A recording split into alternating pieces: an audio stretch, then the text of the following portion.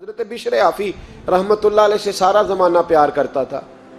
Baghdad کا ایک تاجر کہتا ہے مجھے نہیں بابا اچھا لگتا تھا۔ ہمارا اپنا اپنا ذہن ہے نا، ہم کہتے ہیں میں نے جدھر ساری دنیا جا رہی ہے وہاں نہیں جانا، کہتے ہیں کہ وہ بابا مجھے نہیں اچھا لگتا تھا، حالانکہ سارا بغداد عزت کرتا۔ کیوں نہیں اچھا لگتا تھا؟ کہتے ہیں اس لیے کہ بابا نہ صرف فرض مسجد میں پڑھتا تھا، باقی نماز گھر جا کے۔ تو میں کہتا تھا اتنا ولی ہے تو باقی بھی مسجد میں پڑھے۔ کہتے ایک دن میں نے کہا جسوسی کرنی ہے اس کی، جو کہ اسلام میں منع ہے۔ کہتے حضرت بشر عافی رحمۃ اللہ علیہ نے جمعے کے فرض پڑھے، فرض پڑھ کے نکل گئے دوڑ کے۔ فرماتے ہیں میں پیچھے ہو گیا، میں نے کہا آج میں نے سنتیں چھوڑ دی ہیں پر اس کا پتہ کرنا ہے، سنت نفل بعد میں پڑھوں گا۔ کہتے ہیں حضرت بشر عافی جلدی سے نا ایک کباب والی دکان پہ گئے، وہاں سے کباب خریدے، اور میں نے کہا بوڑھے کی عمر دیکھو اور اس کے ذائقے دیکھو، اس عمر میں بھی کباب کھائے گا۔ اوئے ہوئے، مولوی کو روٹی نے ستایا تھا، اس لیے سنت اور نفل چھوڑ آیا ہے۔ کہتے ہیں تھوڑا سا وہ آگے بڑھے تو نان بھائی کی دکان سے نا نان خریدے۔ میں نے کہا دیکھو یار، دیکھو اس کے ذائقے، گرم نان کھائے گا۔ بہت سارے لوگ بغداد میں رات کی روٹی کھاتے پر یہ گرم کھاتا ہے۔ کہتے ہیں حضرت وہ نان اور کباب لے کے نا جنگل کی طرف مڑے تو میرے دل میں خیال آیا یار بڑا ہی اس آدمی کا عجیب ذہن ہے، یہ اب سبزے پہ بیٹھ کے یہاں موج کرے گا، کھائے پیے گا، اور سنت نفل چھوڑ دی، اللہ ہزاروں مرید ہیں۔ کہتے ہیں حضرت جنگل میں داخل ہوئے، تھوڑا سا سفر کیا تو کچی آبادی آ گئی۔ کچی آبادی، ایک کچے مکان کی ٹوٹا ہوا دروازہ، باہر سے کنڈی لگی۔ بغداد کے ننگے پاؤں چلنے والے ہزاروں مریدوں کے اس پیر نے کنڈی کھولی، اندر گئے، ایک فالج زدہ بابا جی بیٹھے۔ کہتے ہیں حضرت بشر عافی نے اپنی پگڑی کھولی اور اس آدمی کے منہ سے پانی نکل رہا تھا، رال ٹپک رہی تھی۔ کہتے ہیں پہلے اپنی پگڑی سے منہ صاف کیا، پھر پیالے سے پانی ڈال کے منہ دھویا، پھر حضرت اس کے ٹانگوں پہ کپڑا ڈال کے روٹی کا لقمہ توڑ کے اس کے منہ میں ڈال کے کہنے لگے بابا ناراض نہ ہونا، جمعے والے دن مجھے دیر ہو جاتی ہے، ابھی تو میں نے سنت اور نفل بھی پڑھنے ہیں، ناراض نہ ہونا، مجھے دیر ہو جاتی ہے۔ کہتے ہیں وہ بابا رو پڑا اور کہنے لگا بشر یار 14 سال ہو گئے تو روز آتا ہے، 14 سال، یہ 1 صدی کا قصہ ہے، 2-4 برس کی بات نہیں، 14 سال سے تو روز آتا ہے، میں پتہ نہیں کب تک لاش بنے پڑا رہوں گا، تو کب تک آئے گا؟ حضرت بشر عافی نے بابے کے آنسو پوچھ کے کہا بابا فکر نہ کر، آج کے بعد یہ جملہ نہ کہنا کہ تو میرے لیے بوجھ ہے۔ فرمایا لوگ سمجھتے ہیں کہ میں نے عبادت کر کے مقام پایا ہے، لوگ سمجھتے ہیں میں نوافل زیادہ پڑھتا ہوں، دنیا جانتی ہے کہ میری رات کی تسبیح زیادہ مضبوط ہے، پر میں ان میں سے کوئی بات بھی نہیں، میں تو تیری نوکری کرتا ہوں تو اللہ نے میری عزتوں میں اضافہ فرما دیا ہے۔ سوچ ہی صاف نہیں، نظریہ ہی ٹھیک نہیں، فکر ہی ٹھیک نہیں۔ اسلام نظریے کا مذہب ہے، سوچ کا۔ مسند امام احمد بن حنبل کی حدیث سنی، حضرت انس بن مالک فرماتے ہیں جب انسان نے روزہ رکھا ہوتا ہے نا تو روح ویسے ہی پاک ہوتی ہے اس کی۔ میں نے یہ سوچا کہ کچھ باتیں ایسی کی جائیں جس سے تھوڑی سی سوچیں بھی تبدیل ہوں، کچھ سوچوں کا وضو، سوچوں کا غسل، افکار و نظریات کی بھی بات ہو۔ ہم سمجھتے ہیں کہ شاید کثرت عبادت اصل ہے۔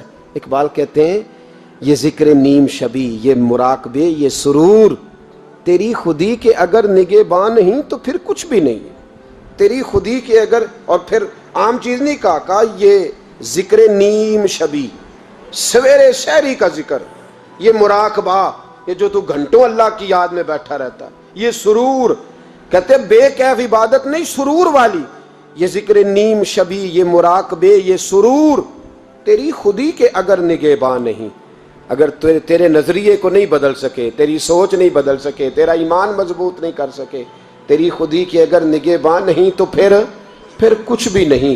اور خرد نے کہہ بھی دیا لا الہ الا اللہ تو کیا حاصل، دل و نگاہ، دل و نگاہ، دل و نگاہ اگر مسلمان نہیں تو پھر کچھ بھی نہیں، دل و نگاہ۔ اقبال کہتے ہیں ایک دل کا کلمہ پڑھ، دوسرا نظر کا کلمہ پڑھ، ان پہ پابندی لگا۔ دل و نگاہ اگر مسلمان نہیں تو پھر تو کچھ بھی نہیں، کچھ بھی نہیں۔ حضرت انس بن مالک کہتے ہیں میں حضور کے پاس بیٹھا تھا، حضرت عبداللہ ابن عمر بھی بیٹھے تھے، کوئی بات ہو رہی تھی، ایک حجرے میں بیٹھے تھے، دروازے پہ دستک ہوئی۔ مسند امام احمد میں حدیث ہے نبی پاک علیہ السلام نے فرمایا انس دروازہ کھولو، دروازے پہ وہ بندہ ہے جس کو اللہ بغیر حساب کتاب جنت عطا فرمائے گا، وہ بندہ ہے دروازے پہ۔ حضرت انس بن مالک کہتے ہیں میں نے دروازہ کھولا تو بندہ دیکھا، غریب سا ایک انصاری صحابی، اور بندہ بڑا سادہ، وضو تازہ کر کے آیا ہے تو پانی کے قطرے داڑھی سے بہہ رہے ہیں، اور چمڑے کے جوتے اس نے لپیٹ کے نا تو بغل میں چھپائے ہوئے، آ کے اتحیات کی حالت میں بیٹھا، حضور سے دو چار باتیں کی، چلا گیا۔ ہم اس کا رنگ دیکھتے رہے اور مصطفیٰ کا کرم دیکھتے رہے۔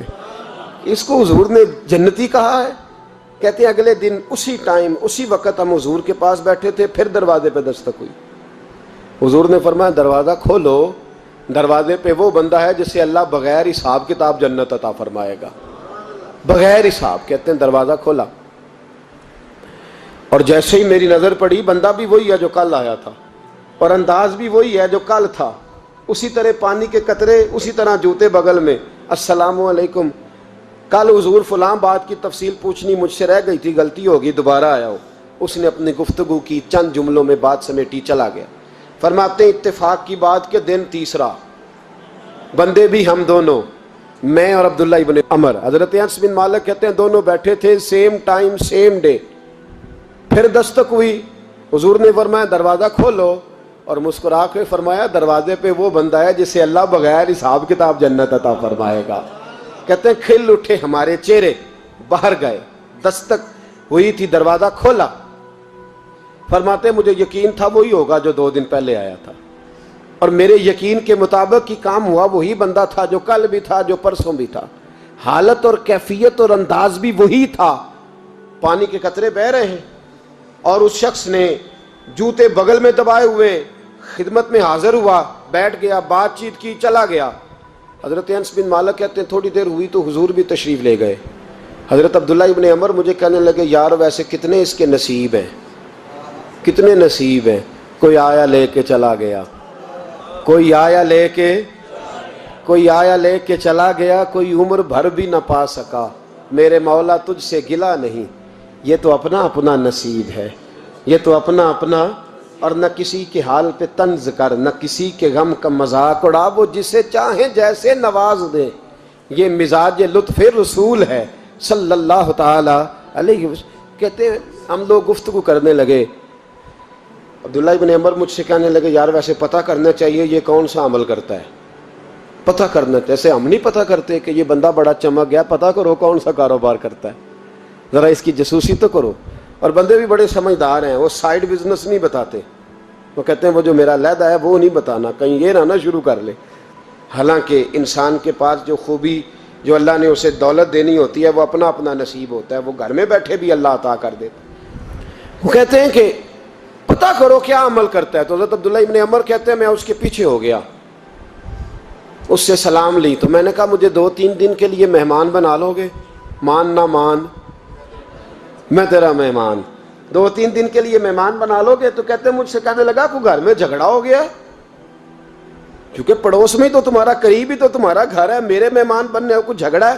تو میں نے کہا چلو ایسے ہی سمجھ لو، پر مجھے مہمان بنا لو۔ کہتے ہیں میں 3 دن اور 3 راتیں اس شخص کے ساتھ رہا، وہ کتنا صدقہ کرتا ہے میں نوٹ کرتا رہا، نماز کتنی پڑھتا ہے، اس کا کیا، میں چاہتا تھا کہ وہ عمل مجھے ملے، اس کی برکت سے مصطفیٰ نے اسے 3 مرتبہ جنتی فرمایا ہے، تاکہ وہ کیفیات مجھے بھی ملیں۔ حضرت عبداللہ ابن عمر کہتے ہیں کہ میں نے کوئی خاص چیز نہیں دیکھی، وہ عشاء پڑھتا تو فجر تک بستر پہ کروٹیں لیتا، اور میں الحمدللہ اٹھ کے تہجد بھی پڑھتا، نوافل بھی پڑھتا۔ کہتے ہیں وہ 1 سپارہ پڑھتا، میں 3 پڑھتا۔ فرماتے اس نے 3 دنوں میں کھجور بھی صدقہ نہیں دی، کہ کھجور بھی، اور میں نے بڑے بڑے غریبوں کی مدد کی۔ میں کہنے لگا کہ عمل تو میرا زیادہ ہے اس سے، پھر خوبی کیا ہے؟ خاص توجہ کرنا، اسلام اور دین کا جو فکری اساس ہمیں صحابہ نے دی۔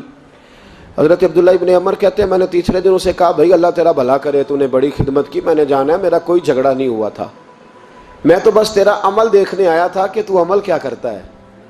تو وہ صحابی کہتے ہیں مجھے کہنے لگے یار تو میرا عمل دیکھنے آیا تھا، مجھے بتا تو صحیح کیا نے، اور کیوں دیکھنے آیا میرا عمل، تجھے کیا ضرورت پڑی میری جاسوسی کی؟ تو کہتے ہیں مجھ سے جب اس نے سوال کیا تو میں نے اس کو کہا بھائی تو 3 دن آیا ہے نا ہم بیٹھے ہوئے تھے؟ کہا ہاں میں آتا رہا ہوں۔ کہا 3 دن نبی پاک نے فرمایا اللہ تجھے بغیر حساب کتاب جنت عطا فرمائے گا۔ تو میں چاہتا تھا کہ میں ذرا جاسوسی کروں، ذرا دیکھوں، کھوج لگاؤں کون سا ایسا عمل ہے، آپ بھی ذرا دھیان دیجئے گا، کون سا ایسا عمل ہے، حالانکہ تو عشاء پڑھتا ہے اور اٹھ کے فجر پڑھتا ہے، میں تہجد بھی پڑھتا ہوں، تیرا سپارہ 1 ہے میرے 3 ہے، کون سا ایسا عمل ہے جس کے سبب تجھے جنت ملے گی؟ کہتے ہیں وہ صحابی کہنے لگے یار کوئی ایسا عمل نہیں، کوئی شے نہیں، میں اس قابل ہی نہیں، من آنم کے من دانم، جو میں ہوں مجھے پتا ہے۔ کہا پھر کوئی بات تو ہوگی، تیری مہربانی بتا دے، میں نے 3 دن 3 راتیں محنت کی ہیں، بتا دے۔